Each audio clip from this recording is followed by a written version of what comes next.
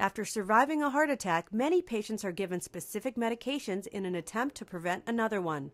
We very often prescribe both clopidogrel, which is a blood-thinning medicine, sort of like a super aspirin, along with drugs that protect the stomach. A lot of times, just because we know there's a higher risk of bleeding with clopidogrel, we'll use these proton pump inhibitors, or PPIs.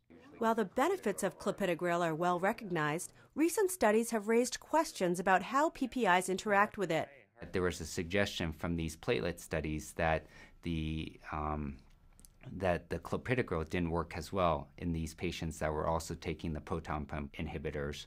To better understand this interaction, Dr. Michael Ho of the Denver VA Medical Center and his colleagues studied the outcomes of over 8,000 patients who had an acute coronary syndrome and were prescribed clopidogrel at the time of hospital discharge.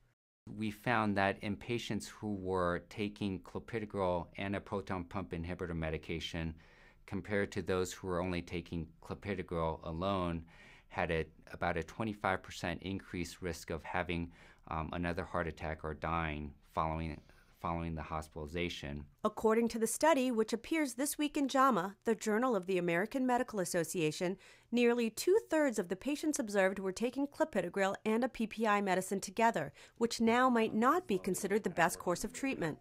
Our study findings don't alter the recommendations for clopidogrel use after patients have a heart attack or after they receive a coronary artery stent. It suggests to us that if a given patient is going to get clopidogrel after a heart attack, which the guidelines strongly recommend, that you should only give them a PPI medication if they have a very strong, compelling reason for it. Important information that may affect the clinical care of the many heart attack survivors. Haley Weldon, The JAMA Report.